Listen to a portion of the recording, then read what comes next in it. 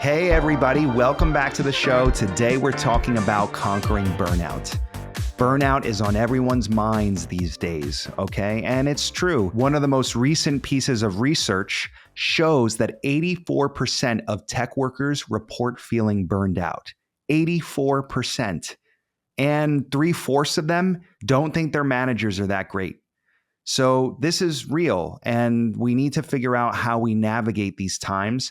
So I want to introduce you to our next guest. His name is Dr. Noam Segal. He has spent 2 decades in tech leading research at some of the biggest companies, okay?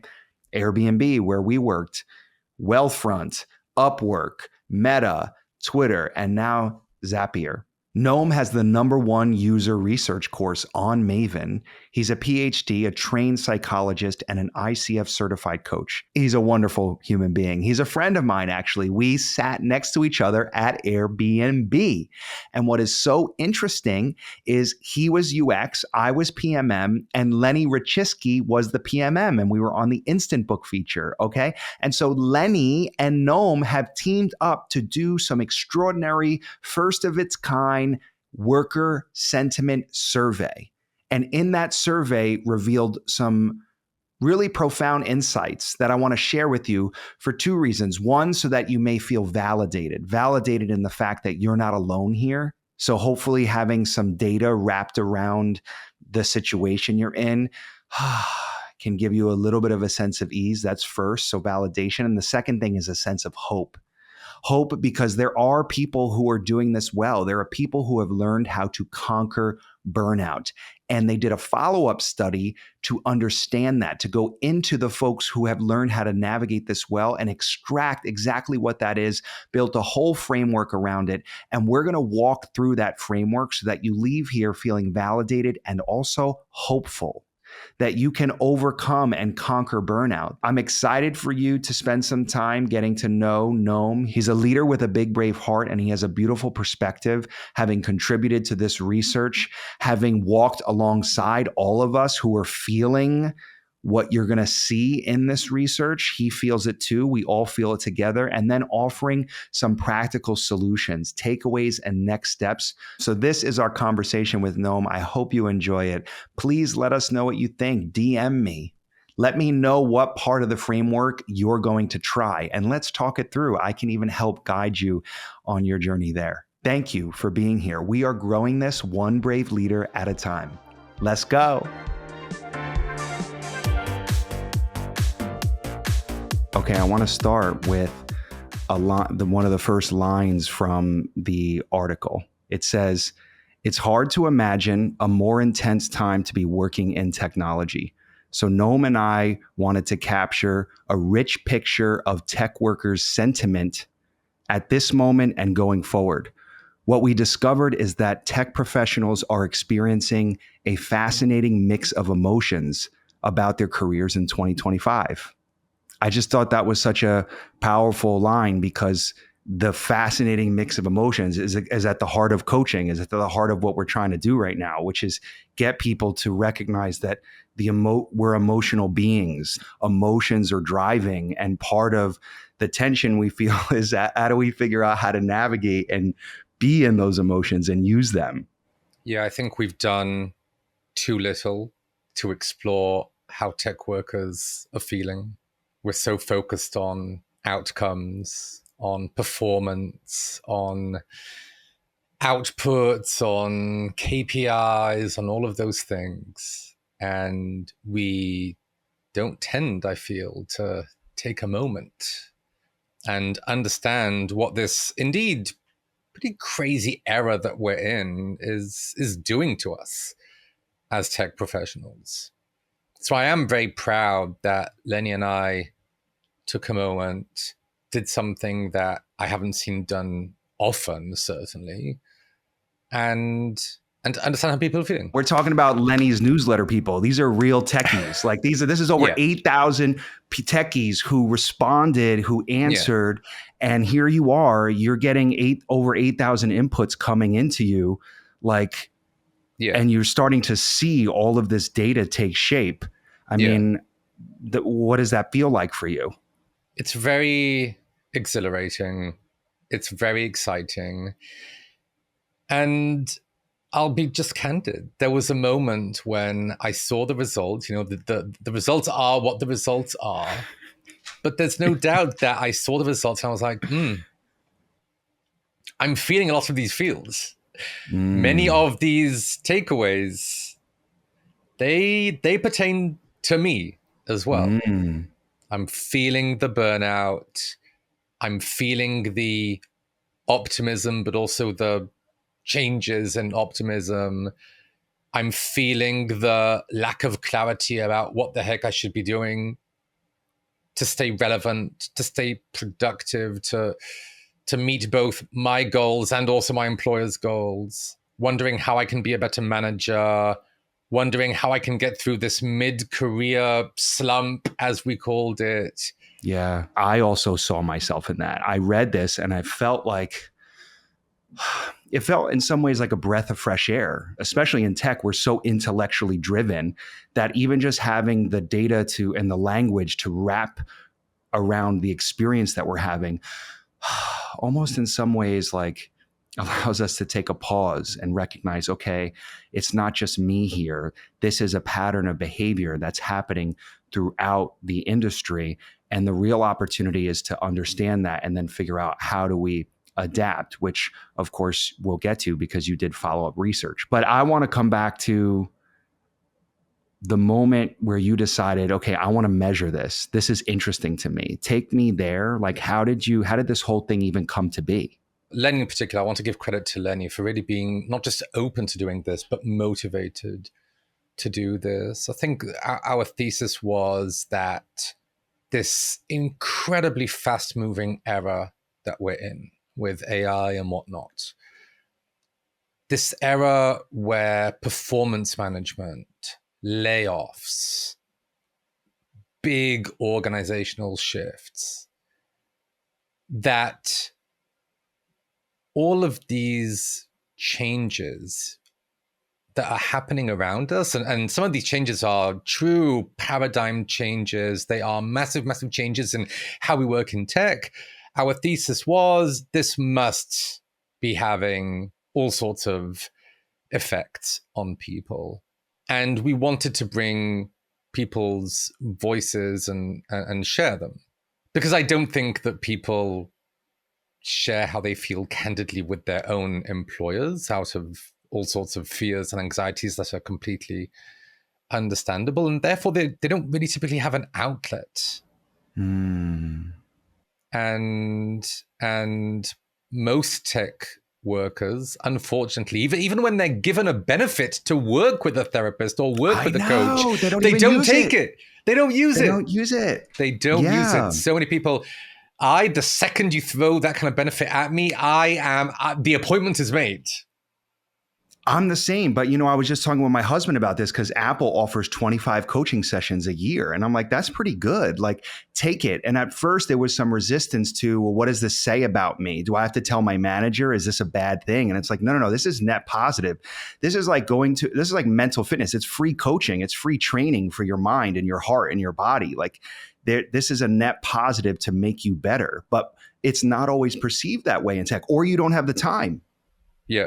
And by the way, we're both certified coaches. And so I think we have maybe more of an appreciation than other people but yeah, I think people are going home and they're going home with these feelings of burnout, feeling that they're lacking clarity, feeling that they're in a slump and they don't have an outlet. So again, I'm proud that we gave people the voice, and we wanted to bring out something of tech workers that they haven't been able to share really openly beforehand. I've been sharing this quote recently in all sorts of places that I think captures the era we're in very well and what we're going through. It's from Lewis Carroll's Through the Looking Glass. So the well-known part of this quote is by the Red Queen, one of the characters in this book. And she says, now here you see, it takes all the running you can do to keep in the same place. But the full quote is that Alice says, Well, in our country, said Alice, still panting a little, you'd generally get to somewhere else if you run very fast for a long time, as we've been doing. And then the Queen says, "Oh, a slow sort of country," said the Queen. "Now here, you see, it takes all the running you can do to keep in the same place. If you want to get somewhere else, you must run at least twice as fast as that." So we are all running twice as fast as ever before, and yet we feel like we're keeping in the same place, barely trying to keep our head above the water. Mm. And that's a function of company culture. It's a function of the technology. It's a function of lack of training for managers, which came up in this work. It's a function of many things, but ultimately that's a very, very hard thing to deal with. Very, very hard to deal with. Mm. I'm curious what came up for you as you were processing this. Like, I can imagine you get all these inputs, you start putting the data together, you start seeing these numbers, you start seeing patterns and even things that surprise you. And how are you as a coach, also a teacher and a UX expert? How are you? What's happening in you? All sorts of things are happening. To your point around just being a coach, I mean, we tend to try and find those actionable things, ways in which we can help. Right? That's where your mind goes. And so the first thing I noticed was the burnout piece, which is why we also followed up on that research specifically. And we'll get to that. And we did give people or tried to give people some tools. It was an interesting journey. I think where I actually started that journey, figuring out, okay, what do we do with this and what does this all mean? I actually started out with the founder piece, the fact that at least in this particular sample, which has its limitations, it's imperfect, just like any research, we saw that startup founders are the happiest people in tech, the most optimism, the most job enjoyment, the lowest burnout. And I was just wondering, what is it about being a founder that might explain that? And how can we unlock, enable the parts of a founder's mindset that anyone can adopt? How can we help others get to that place? It was a surprising finding. I mean, being a founder why are founders is tough. Yeah. I have to tell you, I was deciding, like, was that just like an over optimistic, like, because you're a founder, you have an optimism lens and everything feels good, but because that's a story you're telling yourself. But is that actually true? I don't know. You looked at the open-ended, so maybe not. Were a lot of the founders the folks who were not experiencing burnout? I think the most important thing to note is that there absolutely could be a survivorship or survivor bias, as it's known, in the sense that these are people who are currently founders, but most founders fail. And after they fail, they might not feel the same way about their careers, right? Yeah. That said, that would be sort of hard to deal with because they're also not founders at that point. They're doing something else. So how do you know if what they're feeling is a function of the residuals from being a founder or what they're doing now? Another explanation is exactly what you just said, which is basically, I mean, some of these people are just maniacally optimistic, and you have to be a tad crazy to be a founder. Yeah, you do. You have to be. No doubt about it. Yeah. It's pretty crazy. You're putting everything on the line. You're gambling everything. You're taking a chance that most people will never take, and it's a massive chance where all of the odds are against you. All of them. So yeah, you have to be a little bit crazy, including crazy optimistic. I absolutely agree with that, and it shows in the data for sure. And you and I also know this just anecdotally by the fact that we know so many founders and have worked with people. So yeah, and also I feel like working in tech, it's sort of, this is the energy of this pressure is sort of the norm. Like you're all day, all night, 24 hours a day. Like I remember us, sitting next to each other at Airbnb, you, Lenny, me, instant book team. Like we were just always jamming, always hanging around. Like that was my second home. Like I felt like I was always there doing stuff. Yeah. Yeah. Which it's funny you should mention, because the next place I went, and this was very selfishly, was everything to do with in-office versus hybrid versus remote work. I've been working from home for years, ever since COVID broke out. And I am shocked how good of an experience that's been for me. I did not think I would enjoy working from home. I used to consider myself an extreme extrovert. I very much fed off from the energy of the people around me. I would be that annoying person who would kind of tap you on the shoulder and like, Julio, you want to go for coffee? Want to talk about some idea? I'd like interrupt you in the middle of your work and like, let's go talk. Yes. And suddenly it's just me inside this lovely room, not complaining. Yeah, it is lovely. No longer surrounded by people, no longer surrounded by that energy. And I feel like it's changed me over the years. And so I wondered, are people who are working from home in some sort of slump? Are they having issues connecting to their role, their jobs, other people? Are they enjoying their jobs less? Are they more interested in potentially changing their role? Are they more likely to be wanting to quit? And didn't really find anything on those lines. Hybrid workers feel a little bit better about their job, all in all. In-office workers are feeling a little bit better about their career at this moment in time, because I think people still believe that we're sort of going to really go back into offices. And so my career is safer, or I should be more optimistic because I'm going to have more opportunities. And I guess we'll wait and see, right? The future is unclear on that. Yeah. Yeah. Well, it's interesting you brought that up. There were 4 things from the takeaways that I found particularly interesting. I want to read them through. The first was burnout is at critical levels. Almost half of our respondents, you say, are experiencing significant burnout. This number moves to 84% when you include moderate and slightly. So burnout, we talked about that. The second thing is managers need help. That was big for me. Only 26% of tech workers consider their managers highly effective, and over 40% view them as ineffective. Think about that. How many people view their managers as ineffective? And inherent in that, the lack of trust, the lack of camaraderie, the lack of connection and collaboration. That was fascinating to me. Are you surprised? I'm not surprised, but I really love that there's a label around it, because it's something that I feel like I was seeing everywhere. And then I thought I had crazy glasses on because I thought I was the only one. I thought maybe my understanding of good leadership was different.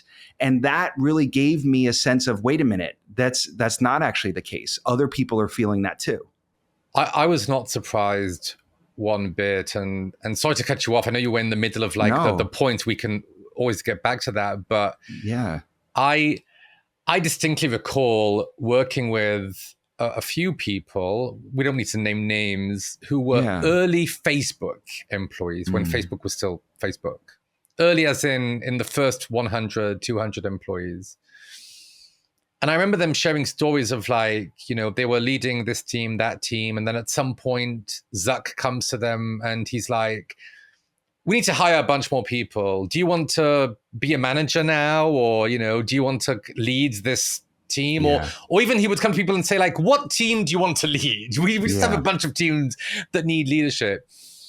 And I mean, it worked out okay for Meta as a company, obviously. But that approach of sort of randomly putting people in management positions and then not giving them the proper coaching and support to be good managers is very typical in tech to this day, well beyond the particular example of Facebook. I don't mean to focus on Facebook or Meta as a company. No, it's every place. Every place has this. Every place. It's like, you're an IC, you have some idea in your head that being a manager is a promotion, even though in tech in general, there are parallel paths, right? You can be an IC or a manager at the same level, and still people have it in their heads that being a manager is a promotion, so they want to be managers, and so they bug their manager, hey, I want to manage people. And at some point it's like, okay, an opportunity opened up, you're a manager now. And there's maybe a half a day onboarding to that. And then I wish you good luck. Totally. Yeah, it's like Hunger Games. You're on your own. And I wish seeing this data, the first thing that came to my heart was I wish both sides of the coin would just take a breath and a dose of humility for a moment and recognize that the managers are in a position that they're struggling to figure this out. There's a skills gap that needs to be closed, and the people under them, they're part of a system too. And if everyone could just lower the temperature a little bit, we can partner and work together. But there's so much of this persona versus the person. Like, I have to pretend that I know all the answers or whatever. And that comes up time and time again that I used to feel all the time in tech, and I remember specifically going into one-on-ones being like, hey, are you there? Like, can you just take that mask off for a second and just show me you? Like, who are you really? How do you really feel? What's really going on? Don't just give me bullet points that were handed down to you by HR. Like, tell me what's really up. Be a human. Yeah. And you and I were always good at that. You can see right through it. And Lenny was good at that too. Straight shooter, like being really clear as kind. Yeah. I am a big supporter of the notion of radical candor. Kim Scott's incredible book. Love her and work. Framework. Yeah. It's just true, right? Be the person who challenges, for sure. Be the person who holds people to account, etc. But do it from a place of care. Do it from a place that's real. Do it from a place that's connected to your actual emotions and values. Open up. Have the humility that you need to be a good manager. Have the openness. Yeah, I love that. And in order to do that, you have to be aware of self. You have to recognize, okay, something has shifted in me.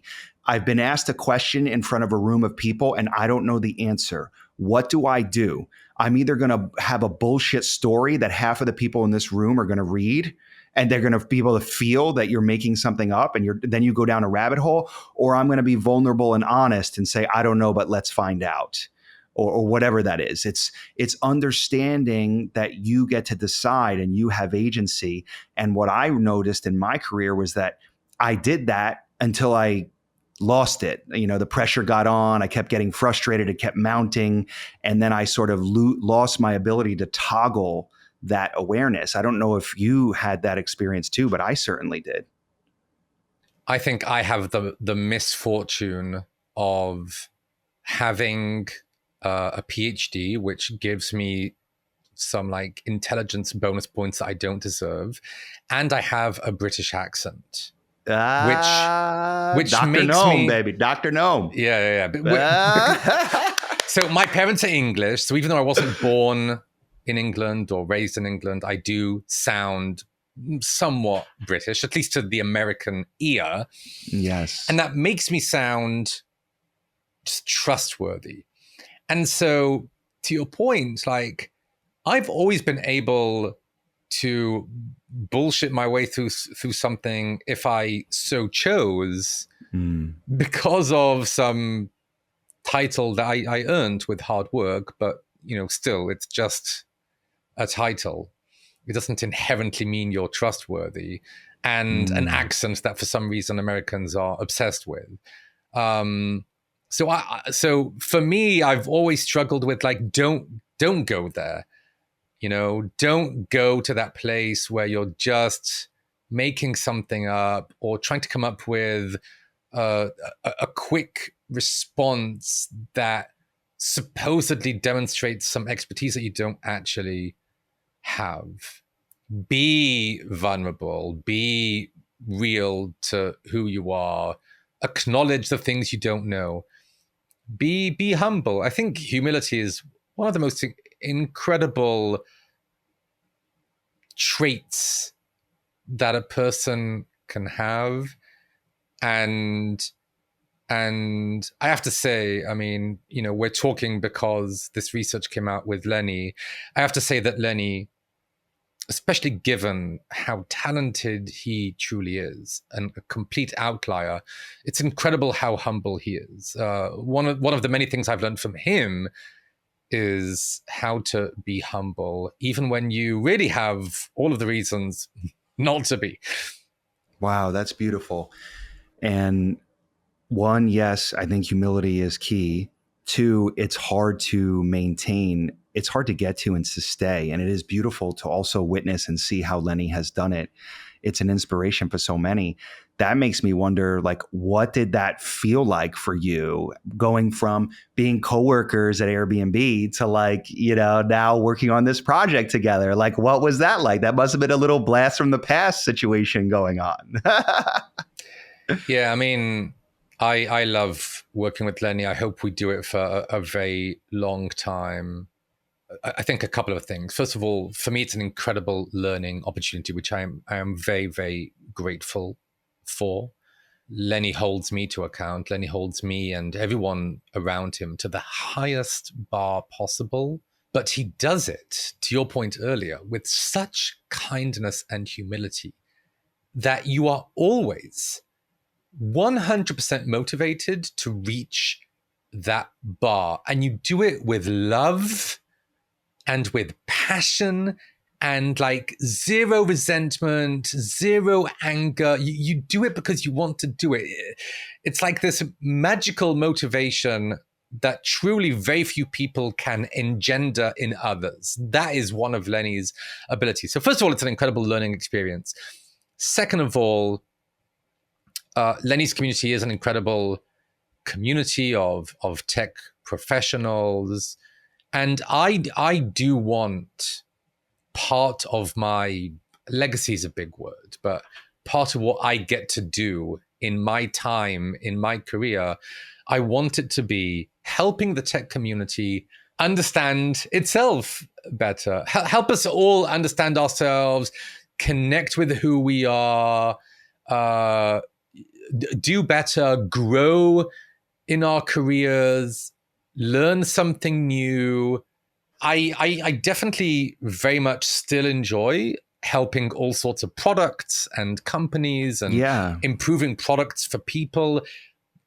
But there is this part of me that just wants to help the people be better people. Yeah. And I love that you went there, because my whole thing is you are the product. And the product is right here. The product is your spirit. It's your soul. It's your essence. It's your being. And, just cultivating that, just working on that, just being really in alignment with that enables you to clarify a vision and build a team around it and champion stuff that seems unimaginable, which is what Lenny has done with Lenny's newsletter. This thing that started as a mustard seed of an idea that has now grown in such a way that he can now invite people like you to come on and partner and bring your expertise to the table so that you can help people. And I really do think this is the work for all of us tech leaders to do now. I mean, this is what motivated me to leave my product marketing job and move into this work full time, because I realized I used to be marketing tech products, but now I'm helping people market, in a sense, find themselves, understand the relationship with themselves. Marketing is just the business of feelings. That's all it is. It's the business of feelings. And what we're trying to get people to do is emotional clarity, emotional maturity, to understand themselves.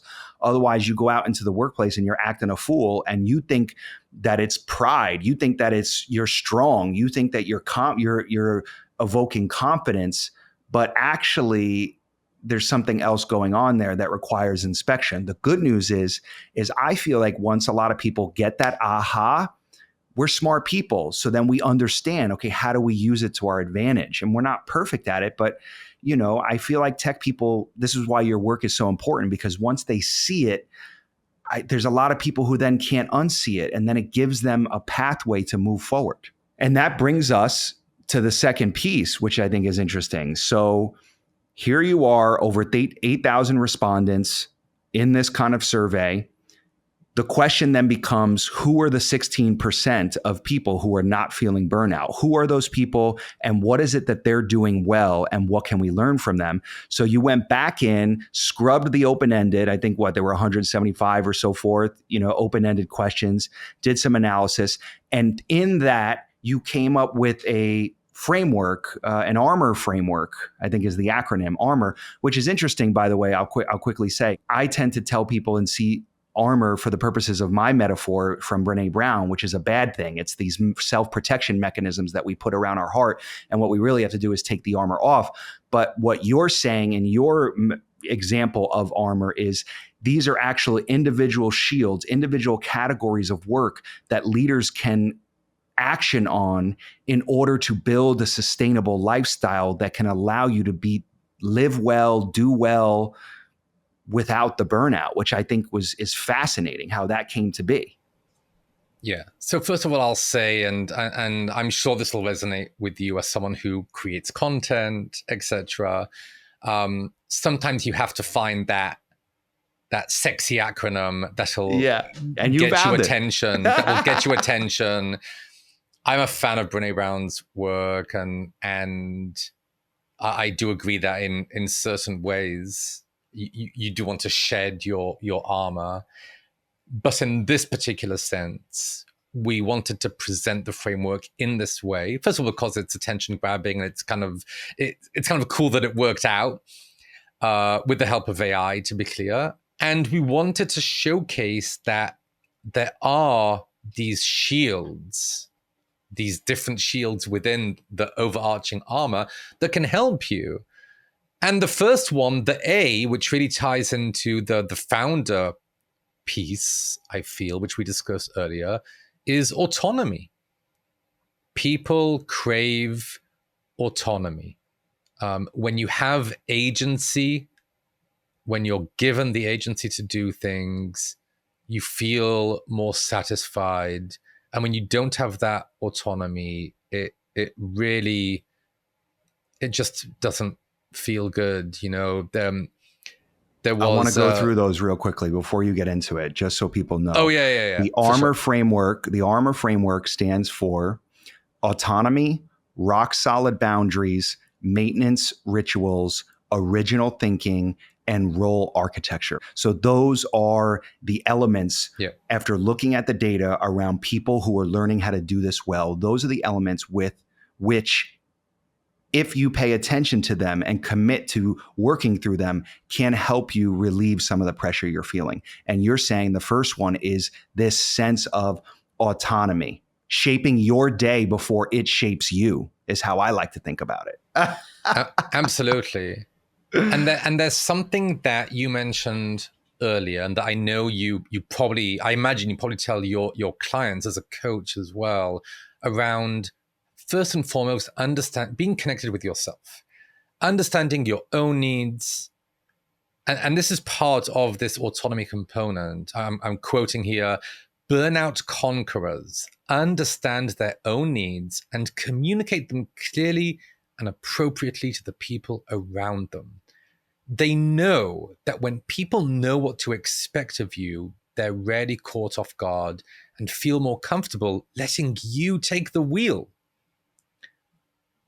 So if you want to take the wheel, if you want that autonomy, you have to over-communicate your needs. And you have to first and foremost understand what your needs are. Look inwards. I love that. So you have to look inwards to know and understand and be in relationship with yourself so you know what your needs are. And then the step two is, how do you communicate those in a way that builds trust and moves it forward? Over-communicate early and often. Yeah.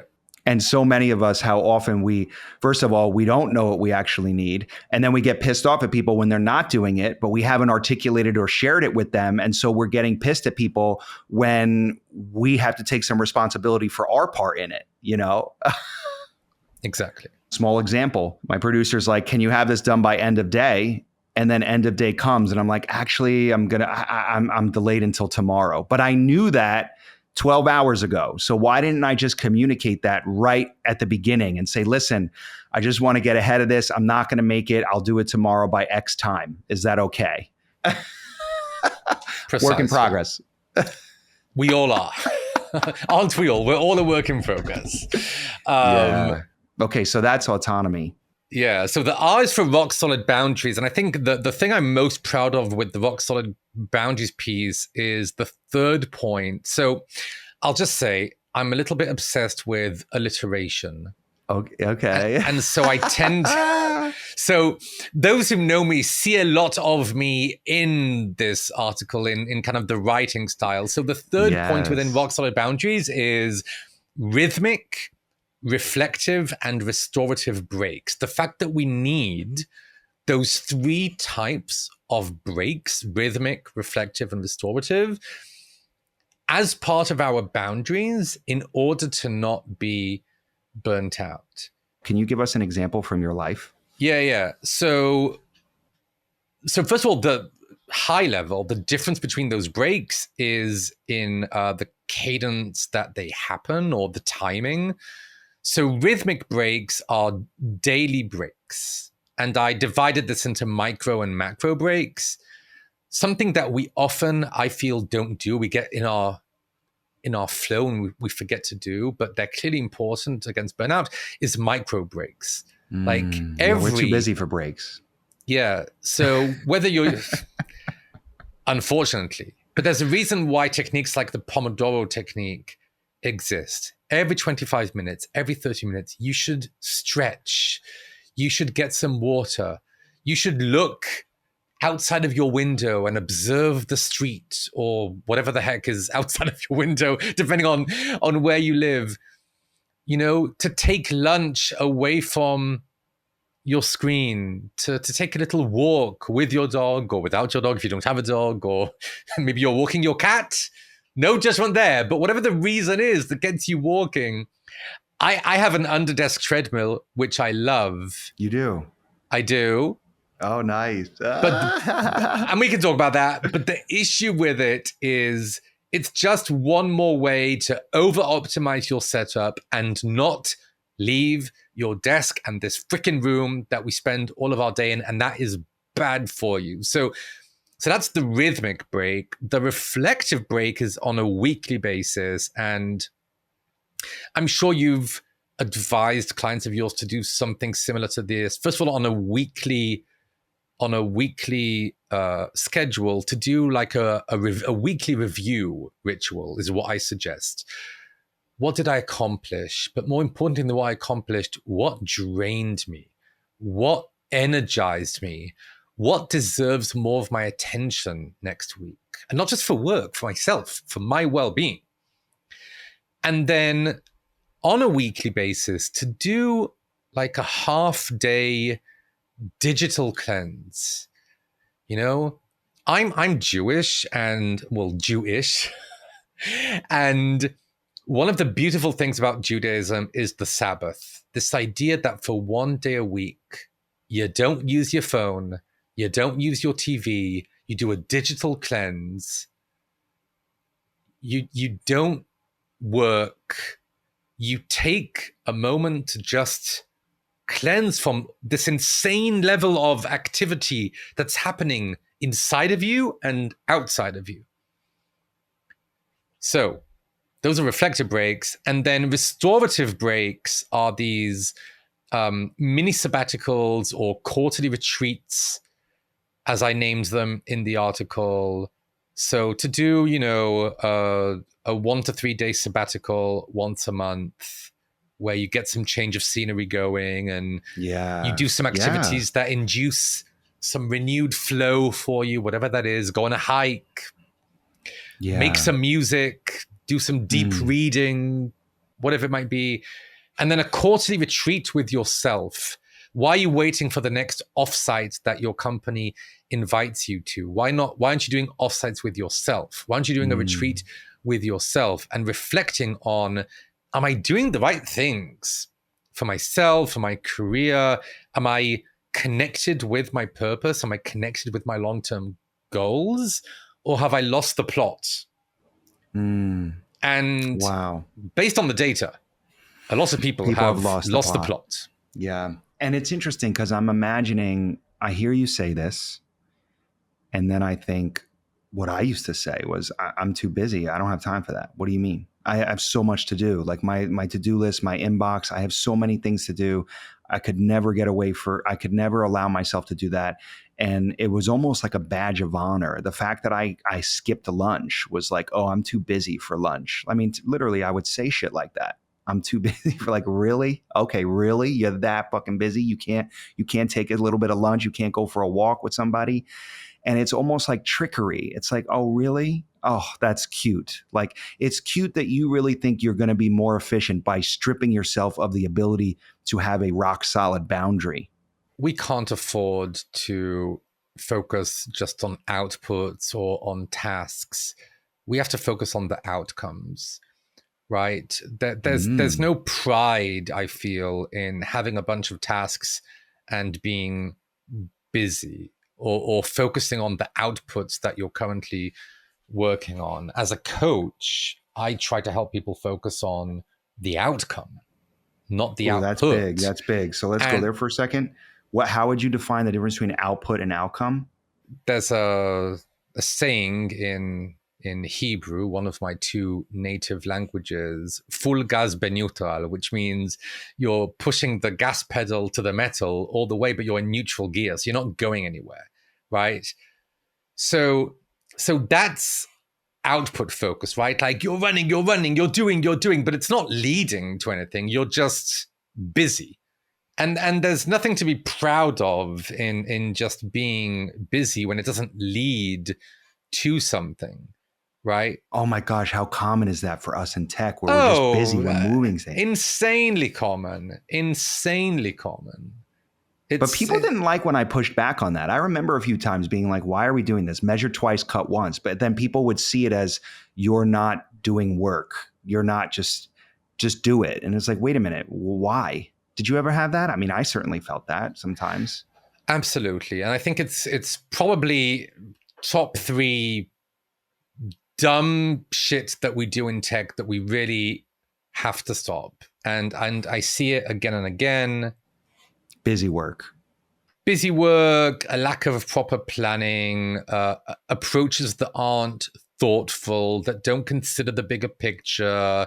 When in doubt, zoom out, whatever phrase you want to insert here, move fast and break things. Yeah, that term always kind of bothered me. Move fast and break things. I mean, I guess in 2011 or 2012 it was a thing, but now it's like, wait a minute. We can't do that, for example, with autonomous vehicles. We have to be really intentional. Or even this algorithm. We sort of took the algorithm for granted, and now look at it. And now it's hard to re-engineer it because of so many pressures. But I love what you're saying here. Yes. Yeah. I think it's time for us to acknowledge that taking a walk, taking a nap, doing whatever helps fill your cup, so to speak, can lead to better outcomes. And so even though those actions, all of these things I mentioned, the review rituals, the cleanses, the sabbaticals, the retreats, even though those are not seen as work, right? Those are seen as breaks from work. Those are seen as like, what are you doing? I gave you a job to do. Well, sure, you gave me a job to do, and I'm going to perform it at the highest level possible because I'm doing these things, not despite of. I will reach a better outcome because I will reach a higher degree of clarity and understanding because I'm doing these things. So just let me do my thing. Yes. And that's connected to autonomy, because if everyone's operating on that playing field, there's a sense of autonomy and people are trusted to apply care and consideration. I think about that all the time. The best high performing teams, what you just articulated is understood. And I appreciate it when employers give you recharge days or a sabbatical every few years or whatever it might be. Obviously, those perks are nice. And again, from my perspective, they totally make sense because they make for better work and more accomplishments. But I also think that we each differ in our needs and in what we need to thrive. And so I prefer a more personalized approach, right? Like honestly, I'm not even sure if this is a spicy take or not, but I would rather you give me the autonomy to decide on when I want to and need to do my retreats, my recharges, etc., rather than telling me when. Just give me the unlimited PTO or whatever, and let me decide what I need to do with my time. Yeah, although connected to that is interesting. I feel like I remember we've talked, this has been said many a times, when you give people unlimited PTO, they actually don't take it because of the same mentality of I'm too busy, I can't miss out. That was me. I prided myself 4.5 years at Google and I never took a day off. I had all this vacation accumulated because I thought I don't need that. I'll take my vacation will be my flight to San Francisco for work. And I'm like, that's not really vacation, my friend. No. And all of these no, it's not. And all of these topics tie together. I think a great manager should have that situational awareness where they're noticing that people on their team are not taking care of themselves. They're not taking vacation time.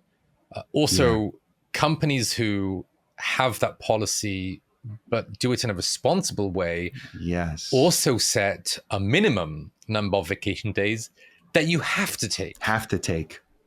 Exactly. And that brings us to the next one, which is maintenance rituals. Yeah. So one thing we noticed, and this goes back to, again, something that I very much associate with you, this idea of early warning abilities. Basically, I can read you a quote that was very interesting to me, and it's part of where this idea came from.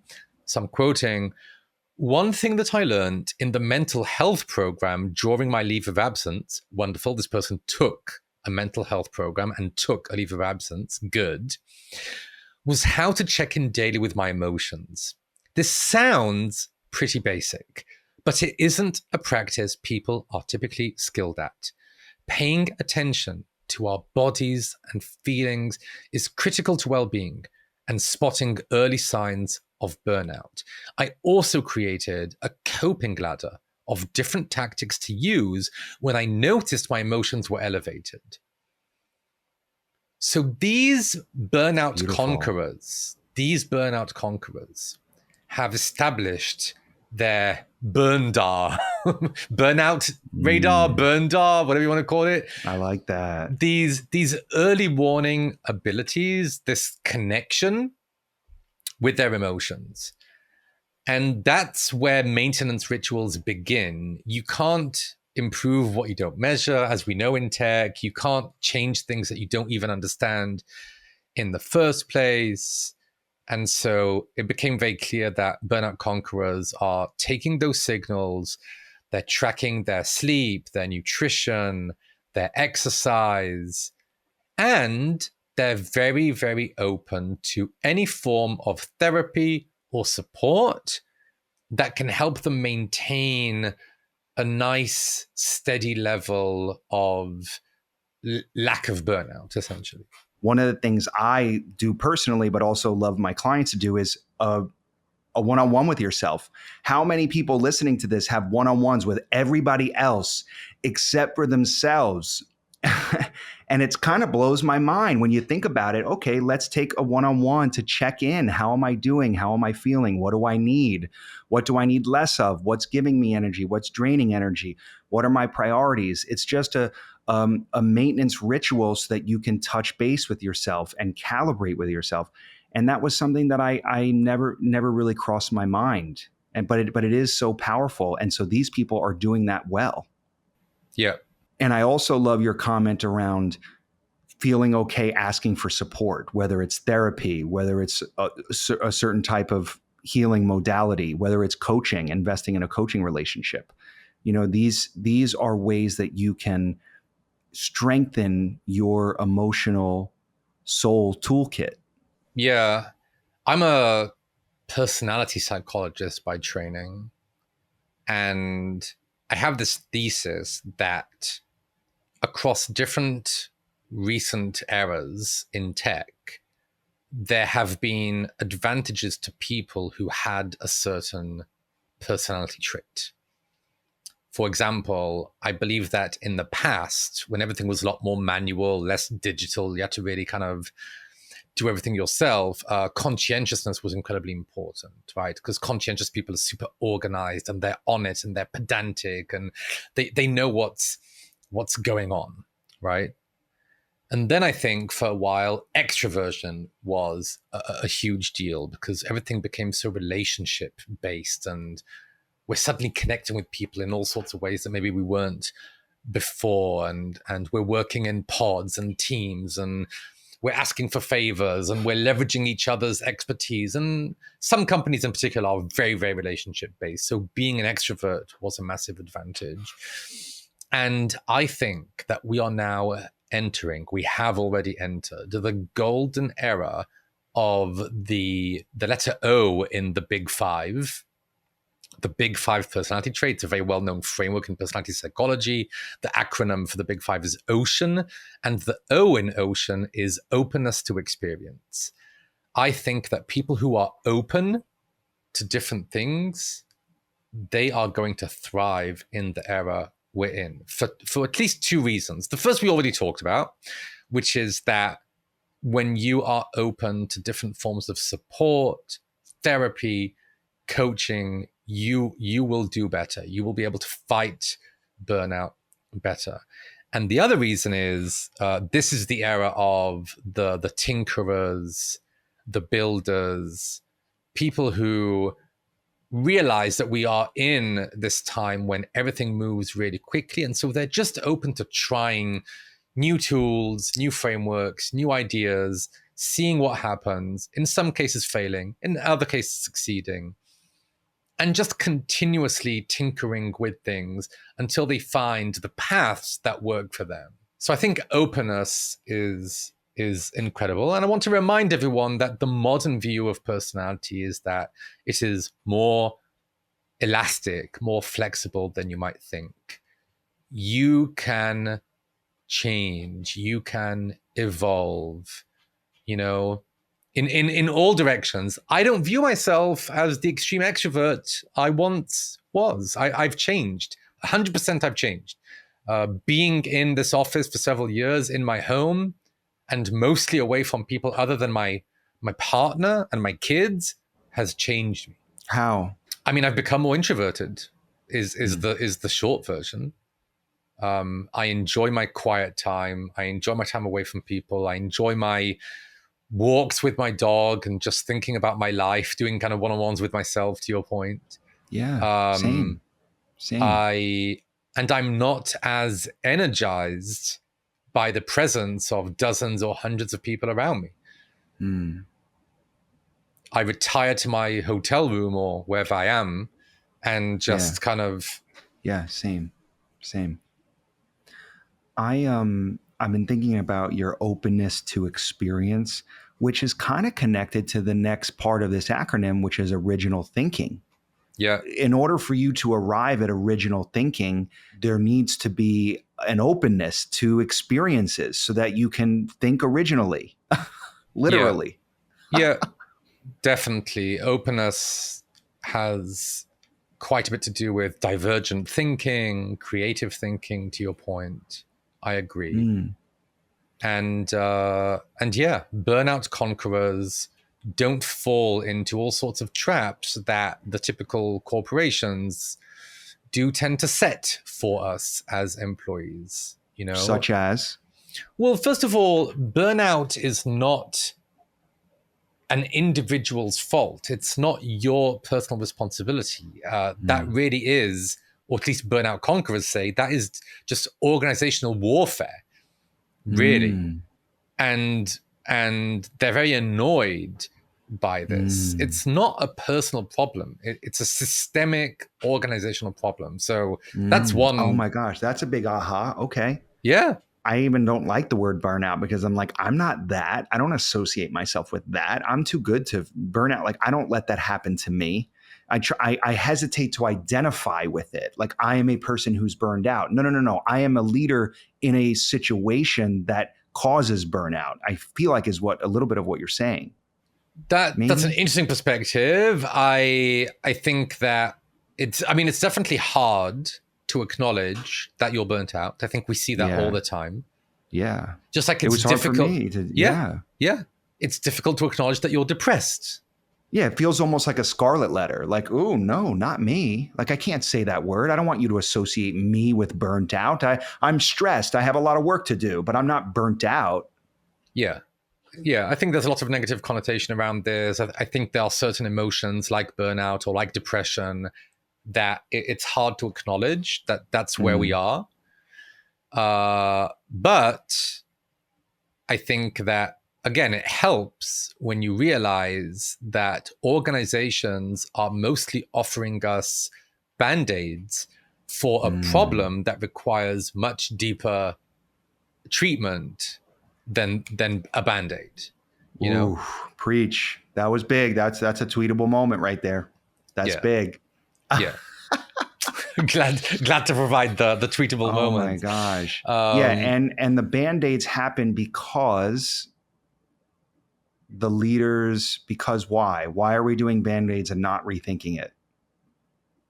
There's all sorts of reasons. I mean, one thing that's true is that other than the largest organizations that can afford to do this, most organizations don't do much research, internal research, beyond what they absolutely have to, like a biannual pulse survey or whatever, into what's working and what isn't working for their employees and how they can improve the structure of the organization, the actions they take.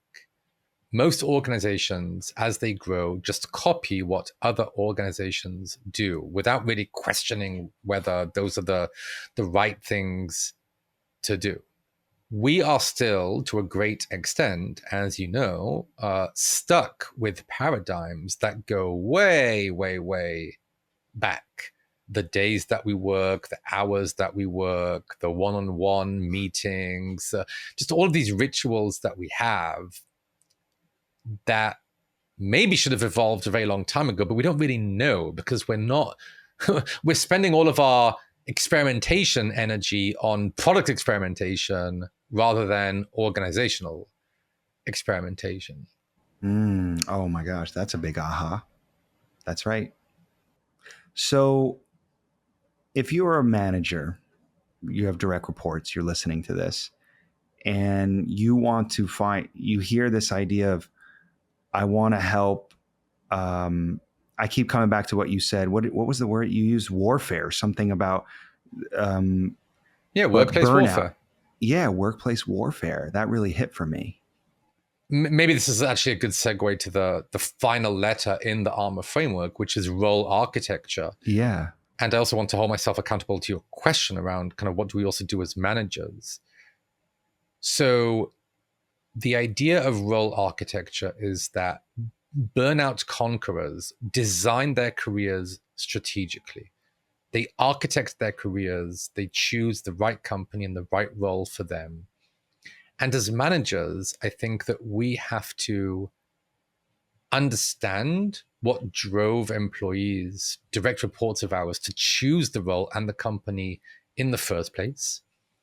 Make sure that over time that remains true, and if not, what has changed?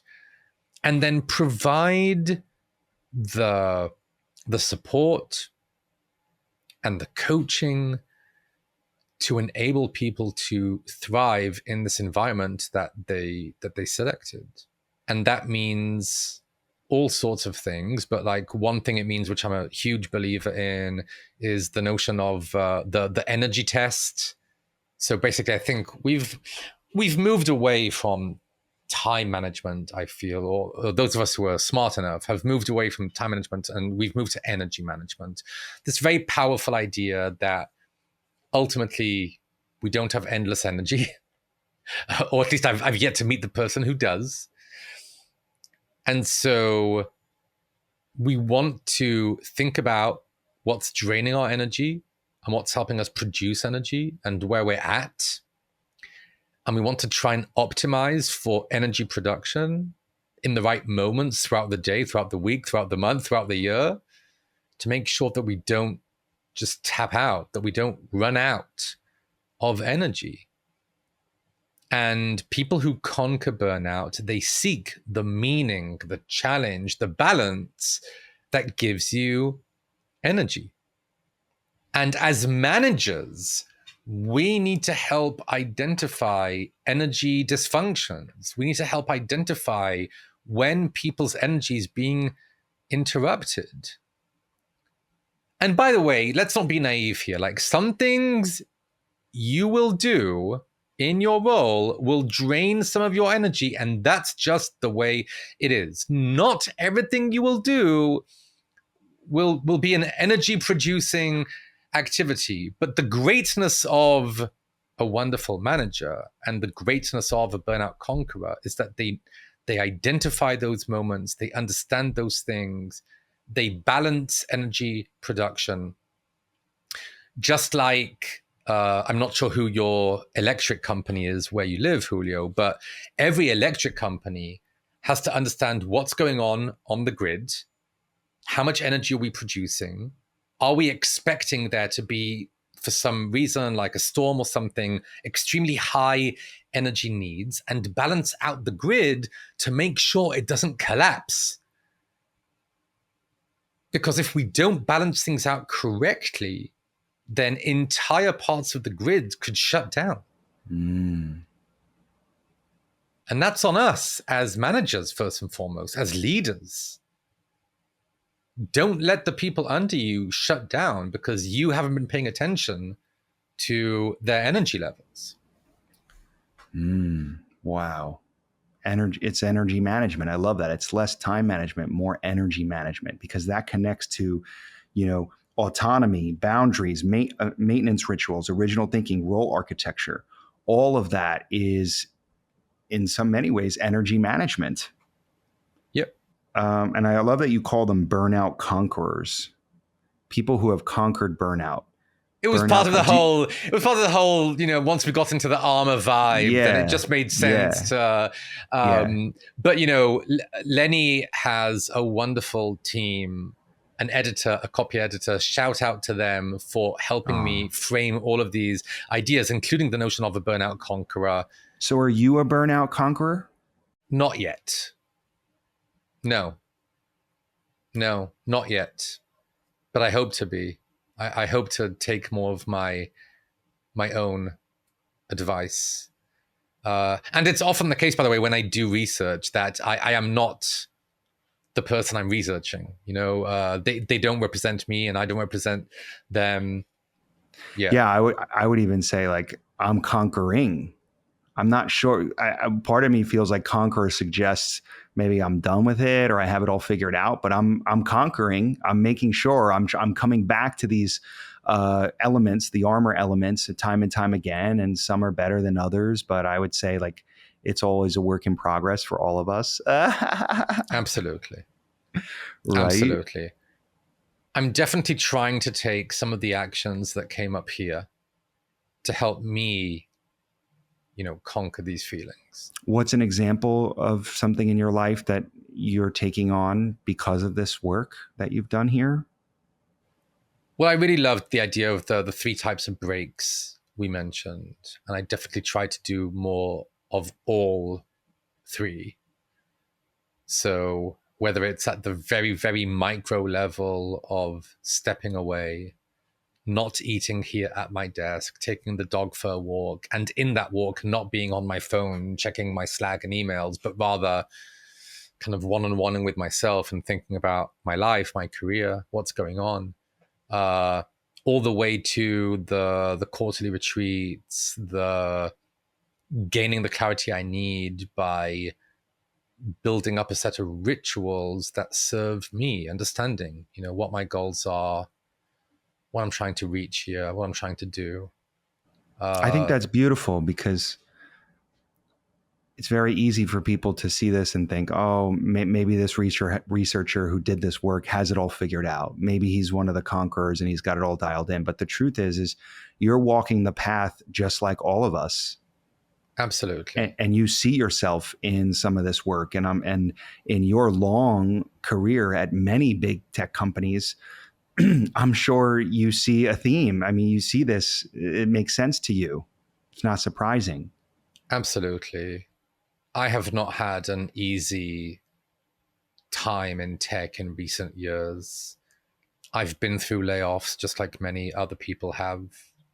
I've been part of these companies where everything is so hectic and everything is moving quickly in a way that maybe isn't as thoughtful as it should be. And there's a very, very strong focus on high performance and very strict definitions to what that means, and a lack of appreciation for all sorts of things that can help you prevent burnout, poor management in certain cases, or poor company leadership. I've been through all of those things. I want to be very, very clear about that. And so even though I feel like I was as careful as I could have possibly been with analyzing these data and synthesizing these data and not bringing my own perspective into them, absolutely, when I look at this work, when I revisit it, I see so much of myself in here, the issues I've been through, the solutions I'm trying to implement, and everything in between. Burnout doesn't by default skip anyone. I found some burnout conquerors, but what I didn't find is any burnout skippers, or whatever you want to call it, like people who never experienced such a thing, Having been let go, laid off, having dealt with bad management, it can mess with your head. The stories I start to tell myself, oh, I'm not good enough. Oh, I was on the chopping block. Oh, I could have done this better, that better.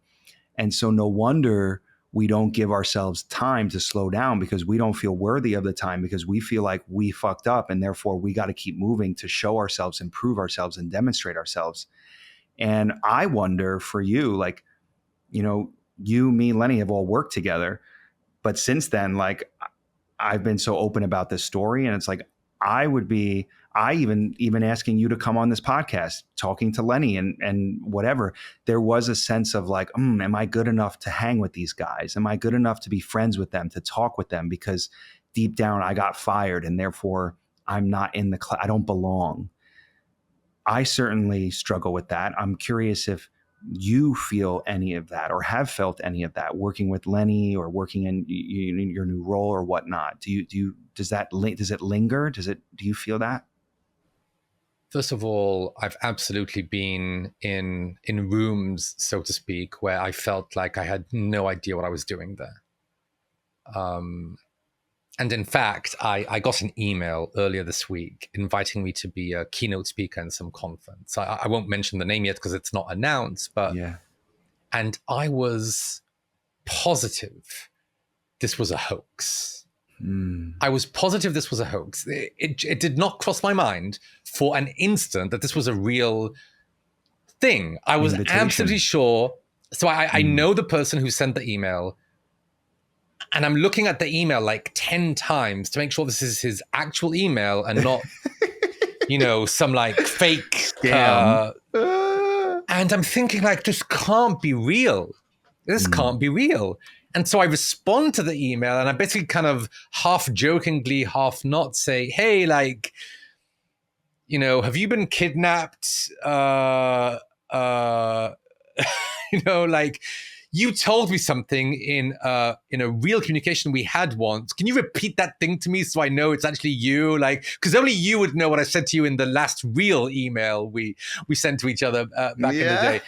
Like, I was just trying to figure out, like, is this real? Because I don't feel like I deserved to be invited. And why? Why did I feel that? I can't tell you. Those who know me know I'm a fairly confident person. Don't often suffer from imposter syndrome. But I've also had the pleasure and the honor and the great fortune to be in certain rooms where I was surrounded by people who I view as, smarter than me, way more successful than me. And I think it's just natural to feel that way when you're in those situations, like, why am I here? I am so different from these other people. In objective ways, I'm different. I was part of the first cohort of instructors on a platform called Maven. Shout out to Maven, awesome platform. Mm-hmm. If you're trying to grow in your career, I highly recommend the courses on Maven. So I was part of the first cohort of 10 instructors on Maven, and every single one of the people in that cohort had millions of followers. They were, in many cases, wealthy from having founded their own companies and invested in other companies. And they had just these records of success and wealth and fame and whatever that I objectively did not have. Mm. So I have felt these things, to your question. We're all so hard on ourselves, but I'm not surprised one freaking bit that conference called you. I'm not surprised that Lenny thought to tap you in to do this work. I'm not surprised that you were one of the first teachers on Maven, because I remember just the days sitting at Airbnb and you would rock up and we would have such a beautiful conversation, and you really saw me. You really saw me beyond the metrics or the next study that needed to ship or the next product we needed branding for, or, to use me as a writer to take notes for a UX study. There was always an element of how do we connect at the human level? How do we serve people in such a genuine way? And everything that you have done, all of your work speaks to that, which is so beautiful. And that's why I wanted you on here, because I read this report and thought, oh my God, of course, Lenny's newsletter, he has a lot of people and gets a lot of exposure, but to be able to sit with you directly and talk with you about this, about the research and how it unfolded and what you learned and the insights that you and I are both now out there in our own ways trying to champion. And as we usher in this massive shift in the way that we live and work, it's that there's this tension between, for the first time, we have super intelligence and inorganic intelligence. We have tools and resources to do everything that we want to do in our lives. And at the same time, how do we do that well without burning out? How do we do it sustainably? How do the entrepreneurs, the many entrepreneurs in our, you and me, myself, we're out there wearing many hats. How do we do this well? And you have really given us a piece of intelligence, wisdom, crowdsourced around what we can do to improve ourselves to become burnout conquerors. I love that. I'm glad. Look, first of all, thank you so much for the kind words. I appreciate it. And it's lovely to connect here on the podcast and talk about this. And I also want to highlight something you said. I think it's such an important idea, and it's maybe worth jumping into. I've always been a techno-optimist of sorts. I do believe that technology can have an incredible positive effect on our lives. Obviously, we have to set guardrails and we have to consider how we develop these technologies in an ethical and responsible way. But that being said, again, given that, I believe that AI is going to be an incredible technology for us. And I think that now, more than ever, everyone watching this, listening to this, we have opportunities that we've never had before to especially when it comes to autonomy, to go and build the things we want to see in this world, where we are potentially now all builders, all tinkerers, if we just allow ourselves to be. We have these tools at our disposal that, with just natural language, the language we have spoken since we were 2 years old, can do so much for us.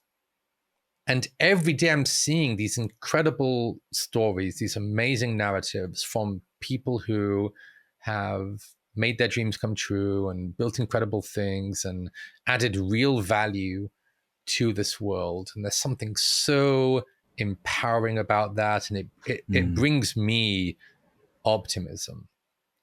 But there is a tension, I feel, between all of that being true and the fact that going on a journey by yourself, it's a lonely, difficult, and perilous journey. And in some ways, you're at more risk ever of burning out and of suffering very tough consequences. So this is the golden era of solopreneurship and entrepreneurship in general. And we each have the ability today to build something beautiful. And that's an amazing thing. And I'm personally trying to coach people in tech to do this, to take the steps, and I'm building things as well. But I think that we would be foolish to discount the importance of this armor framework and the importance of handling burnout because of these opportunities that we have. There's a tension that has to be resolved there. So I encourage everyone to go forth and build and do and fill your cup and find what energizes you, and make sure that you're being careful and caring to yourself and address this issue of burnout. And if you can balance those two things and resolve that tension, I think it's going to be an amazing period of time for all of us. Yes, and I want to underscore careful and caring. Careful and caring with yourself so that you can be careful and caring to your team, to your business, to your customers, to your product, to society. This is the work for us to do. You know this, I'm preaching to the choir, but really this is the work for all of us now, is to recognize that there's another game being played here. I love the armor framework. May folks, we'll link it in the show notes for folks to read the article, subscribe to Lenny's newsletter, of course. Where can people find and learn more about you? First of all, thanks again for having me. Really appreciate it. This was a lovely conversation. I exist mostly on LinkedIn these days. And so I encourage people to connect with me on LinkedIn and find me there. And he's always posting something good. He's always got that good content. It's always insightful. I'm trying. I'm trying.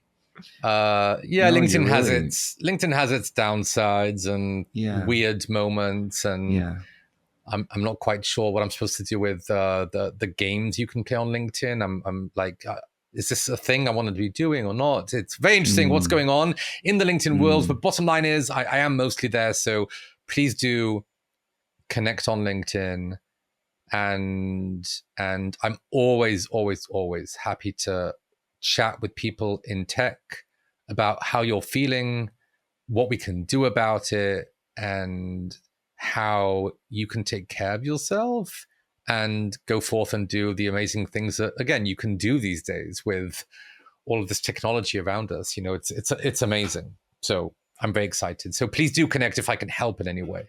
Yeah, no, I love that. And I bet you do have people reaching out left and right. You're making people feel seen in this data. Yeah.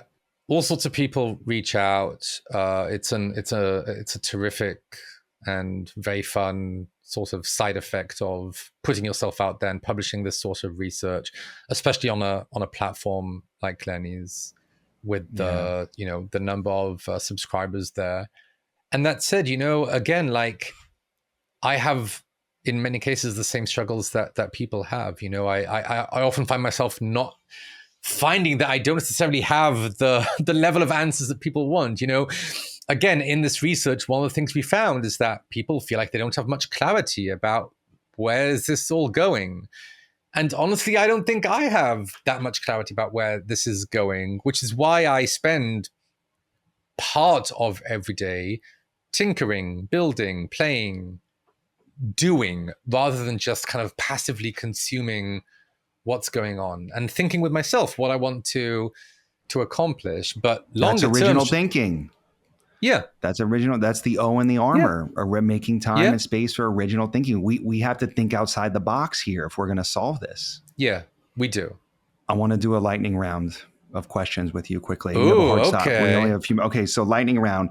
Right now, I want you to finish these sentences. We're doing lightning rounds with Dr. Noam. Okay, let's lightning go. rounds with Let's Dr. go. Noam. Okay, okay. Right now, courage to me feels like.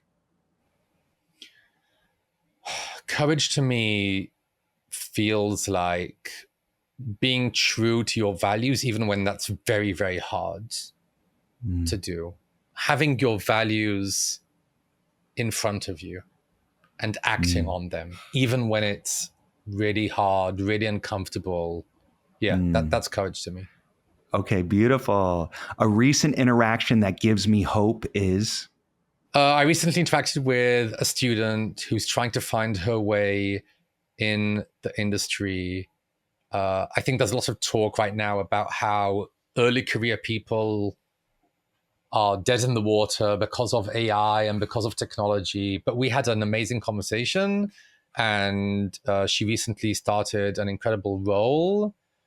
And I think she's part of a generation that's AI native and can add a ton of value to any place where these people join. And so I think the future's bright for them. And I think all of these narratives that just bring everyone down around, junior roles are dead, this is dead, that is dead.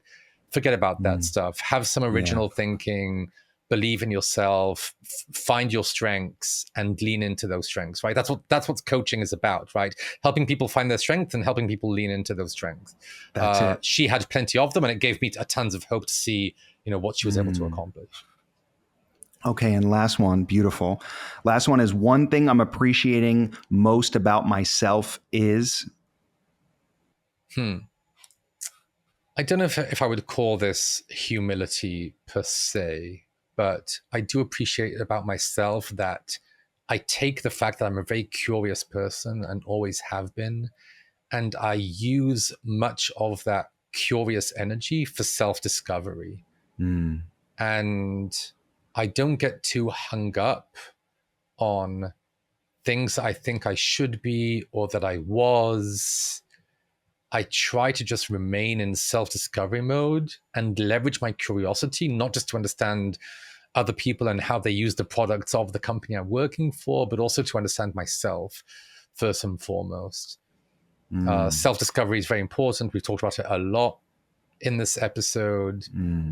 And one of the best ways you can leverage your curiosity with the hopes that you have a good measure of curiosity is to turn it inward.